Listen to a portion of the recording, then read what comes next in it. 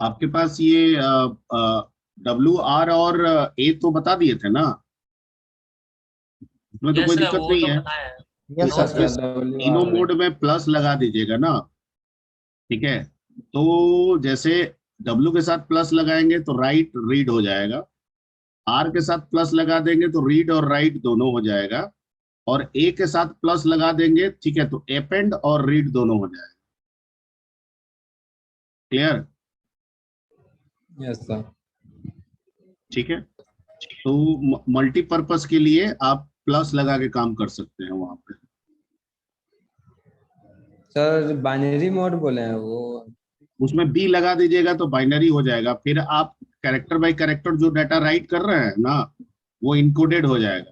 फिर आप फाइल खोल के पढ़िएगा तो उसमें जैसे एफ राइट और एफ रीड, एफ राइट वाला से दिखा रहा था ना, वैसे ही डाटा दिखाएगा आपका भी, अगर बी लगा दीजिएगा तो।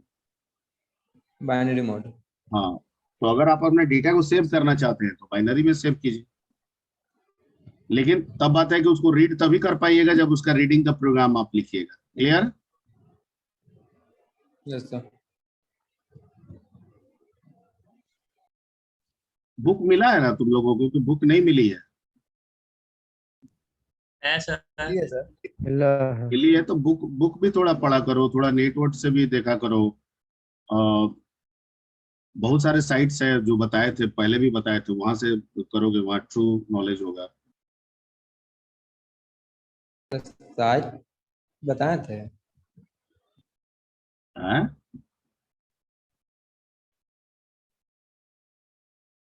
क्या बोला है जी? सर बोले कि साइट बताए थे वो। हाँ जी, सब बताया हुआ है, बहुत सारा साइट है, ट्यूटोरियल पॉइंट्स है, W3 स्कूल्स है, जावा टी पॉइंट है सर, जावा टी पॉइंट है। वो तो पता है। ठीक है, प्रोग्रामिंग भी करने भी। हाँ, एनपीटेल में बहुत सारा वीडियो लेक्चर है IITians के, वो आप देख सकते हैं। एक्चुअली पढ़ोगे ना तो सब चीज आएगा, फिर बहुत चीज मेरे से नहीं पूछने की जरूरत पड़ेगा, बहुत नया चीज तुम ही हमको बता दोगे अगर तुम पढ़ोगे तो। टाइम थोड़ा दिया करो ना, सब हो जाएगा। Sir, here I have a question, sir. Hello, sir. What is your question? Sir, you said micro allocates the memory at compile time. Okay, but we know that she has no any garbage collector. Then how to release allocated memory? The operating system garbage collector will release this memory, which is allocated by macro. The operating system garbage collector will release this memory, which is allocated by macro. Apart from that, I have to discuss some other macros like a hash undef. Okay, if you realize that your work has finished, okay, then you can undefine your macro too by using hash undef. Hash undef. हाँ, तो जिससे आप define कर रहे हैं उसको आप undefine भी कर सकते हैं।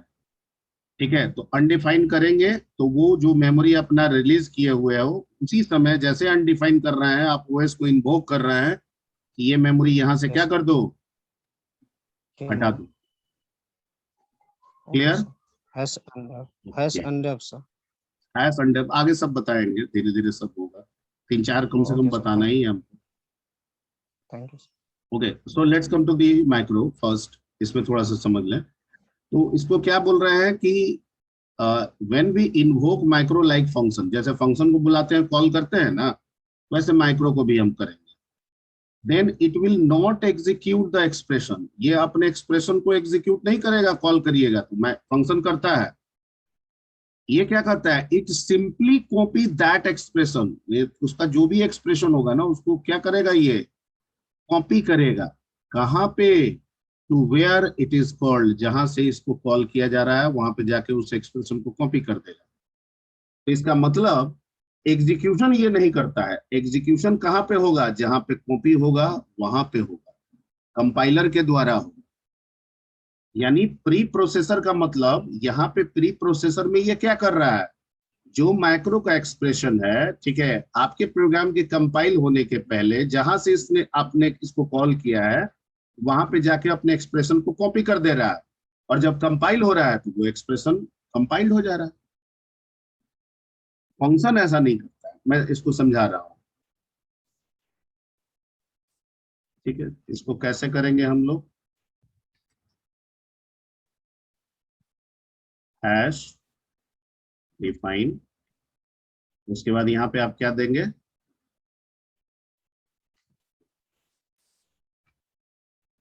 मैक्रो नेम, और यहाँ पे क्या रखेंगे, एक्सप्रेशन। Expression. इसको दूसरे ढंग से भी कर सकते हैं आप, पैरामीटराइज भी आप बना सकते हैं। As define macro name parameter 1 parameter 2 comma dot, और यहाँ पे उसका एक्सप्रेशन। ठीक है, ओके। जैसे फॉर एग्जाम्पल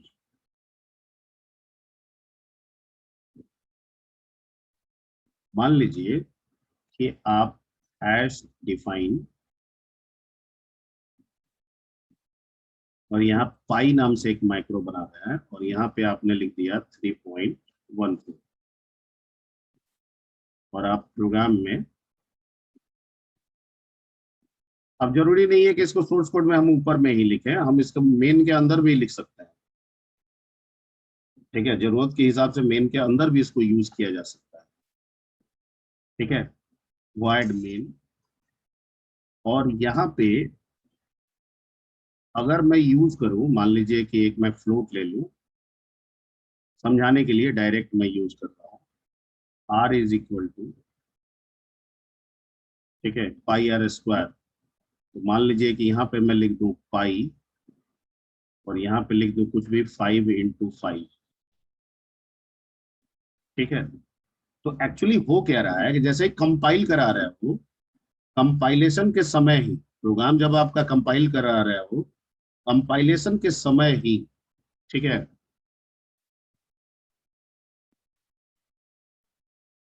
कंपाइलेशन के समय ही ये पाई यहाँ पे दिख रहा है पाई है, तो ये क्या कर रहा है, इसके एक्सप्रेशन को उठा के कॉपी कर दे रहा है। यानी यहाँ पे एक्चुअली वैल्यू आके क्या पुट हो जा रहा है, कंपाइलेशन के समय क्या पुट हो जा रहा है, value of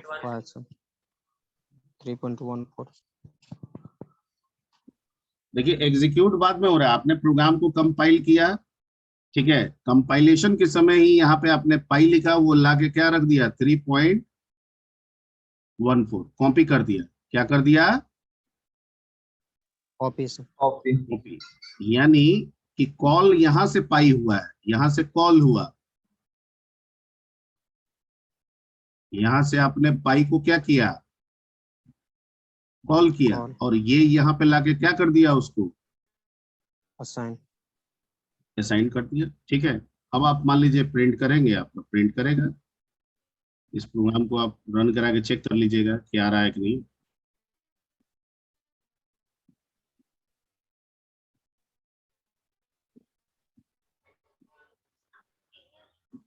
ठीक है,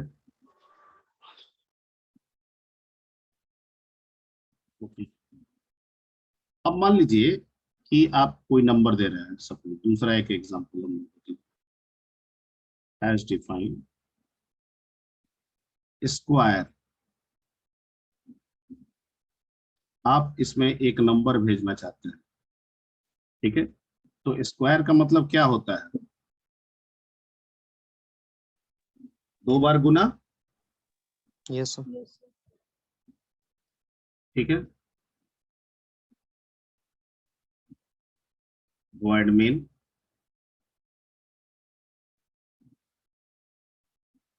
और हम यहाँ पे लिख देते हैं प्रिंट एफ %d और यहां से हम मैक्रो को कॉल करते हैं स्क्वायर, किसके लिए, 4 के लिए। ठीक है, ZCH। जब प्रोग्राम कंपाइल हुआ तो आपने इसको कॉल किया, Yes, sir. ठीक है, कॉल किया, किस वैल्यू के लिए कॉल किया, For 4 n वैल्यू के value. लिए कॉल किया।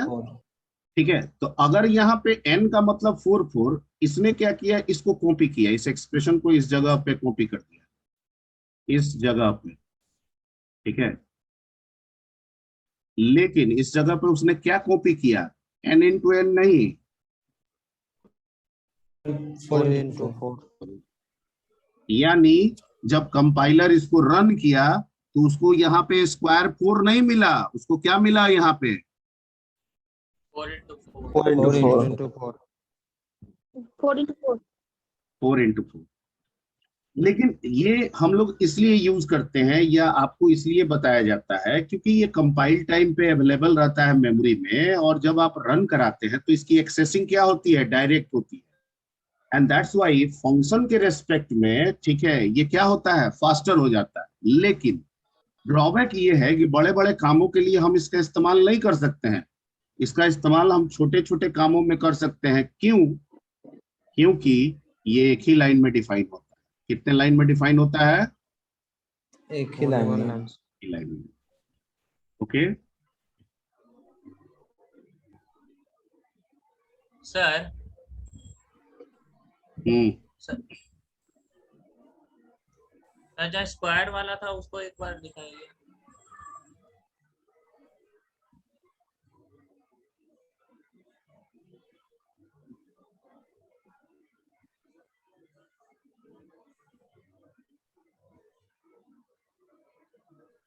हाँ, क्या स्क्वायर वाला, सर यहाँ n स्क्वायर का तो मतलब समझ रहे हैं कि n into n हो गया, तो सर ये कैसे समझ में आया सर, स्क्वायर का मतलब उसको कंपाइलर को कैसे पता चलेगा कि n into n होता है? जब आप कंपाइल किए, जब आप प्रोग्राम को कंपाइल किए तो पहला लाइन ये रीड कर गया, यस सर, इस माइक्रो को उठा के वो मेमोरी में रख दिया, समझ गए सर। और जब इस सर, लाइन हम पे उसको आया अगर तो कहा, हाँ, जब इस लाइन पे आया तो इसने ये रियलाइज किया कि इसका कंपाइल के समय, नॉट रन के समय, ठीक है, जब ये लाइन आया तो इसने रियलाइज किया कि यहाँ पे इसका इस्तेमाल हो रहा है। ठीक है, तो ये माइक्रो को ले गया है, उसी समय कंपाइल के समय ही यहाँ पे कॉपी कर दिया 4 into 4। Clear? Yes sir, yes sir. ठीक, सर ये इसलिए- पहले कंपाइल करता है। हाँ, पहले कंपाइल नहीं होता है। Yes sir. नहीं होता है पहले compilation. Yes, sir. Yes sir. बिना कंपाइलेशन के रन हो जाएगा। No sir. ठीक है, अब आते हैं nested of micro. Sir nested of इसमें माइक्रो का टाइप मतलब क्या डिफाइन होता करने है? का नहीं होता हाँ? सर, क्वेश्चन है। बोलिए। इसमें टाइप डिफाइन करने का नहीं होता। ना ना, वो सब नहीं है, ये फ्री है, डाटा टाइप ना। तो फिर सर अगर जो मैं यहाँ कैरेक्टर डाला तो आप यहाँ पे फ्लोट भी डाल सकते हैं। ठीक है, आप कैरेक्टर भी डाल सकते हैं, जो भी डालिएगा वो होगा, लेकिन माइक्रो आप बना रहे हैं तो उसका यूज आप ही को करना होगा। यहाँ पे टाइप नहीं होता है। यहाँ पे तो- मैं 4 दे दिया, आप 4.4 देंगे ना तो उसका भी ये स्क्वायर निकाल के दिखाएगा। ठीक है, अगर आप कोई ए दे दीजिएगा ना Thank तो you, उसका भी देगा। Yes okay, yes clear clear clear. Yes sir. बहुत चीज है आगे, अभी और सीखोगे ना, अभी एक चीज सीखो ना, इसमें और भी बहुत सारे चीज है। पहले आता है nested of micro. Nested of micro का मतलब क्या हुआ? Macro with in Macro within macro. Micro with in micro. तो यहाँ पे नेस्टेड ऑफ माइक्रो का मतलब होता है माइक्रो यूजिंग माइक्रो।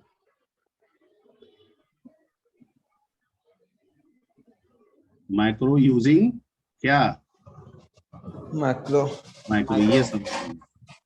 ठीक है, अब थोड़ा सा ये समझा दें कैसे। मान लो कि हैज डिफाइंड तुमने स्क्वायर बनाया,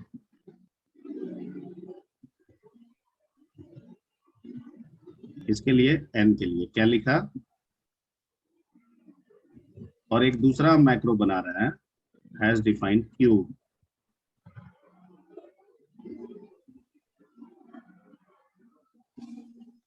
ठीक है, और यहाँ पे हम कॉल कर ले रहे हैं किसको,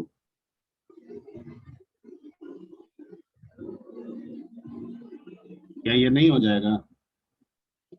यस सर। yes ठीक sir. है, तो इसको हम लोग बोलेंगे क्या, इस स्टाइल को क्या बोलेंगे, nested of. Nested macro. Nested of macro. ठीक है,